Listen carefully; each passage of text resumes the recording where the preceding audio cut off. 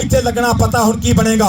ਆ Muhammad ਰਜ਼ਵਾਨ wrench wrench wrench ਹਾਏ खेड है कबड्डी यारा जोर ते जवानी दी चढ़ी हुई गुड्डी यदी पूरी असमानी जी ते साना वाला पेड़ हुंदा कल्ली कल्ली रेड ते बन गए स्टार मुंडे नूं खेड खेड के ये यूथ नूं ग्रास रूट ते चुक्या जा रहा है। नर्सरी है कबड्डी दी पंजाब स्पोर्ट्स बोर्ड और पाक पंजाब कबड्डी एसोसीएशन की पूरी सांझ दे नाल हुकूमत पंजाब वालों बहुत जबरदस्त कबड्डी खेड मेला पबिया जिस यूथ के नौजवान कबड्डी खिडारियों को भरपूर मौका मिलता पाया। 75 किलो भार का ये पाकिस्तान शायद यहो जिहा पहला ही जिहड़ा हुकूमती लैवल का टूरनामेंट हो रहा कि पंजाब दी 9 डिवीजन परफॉर्म कर रही बहुत चंगे मैचेस हो रहे हैं। कबड्डी नूं ये प्रमोशन हो रही है कबड्डी की और कबड्डी नूं थोड़ा जिहा मजीद बुलंद किया जा रहा।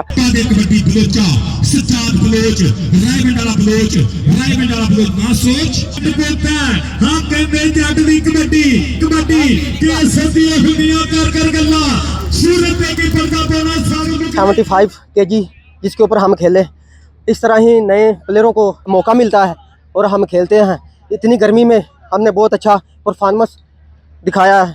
रेगुलर खेलने से प्लेयर को दाव मिलते हैं, उससे जैसे हम पढ़ते हैं तो ट्यूशन जाते हैं वैसे ही हम ऐसे ही हम ग्राउंड में जाते हैं तो फिर हमें ये टेक्निक मिलती है, इसी तरह हम खेलते हैं।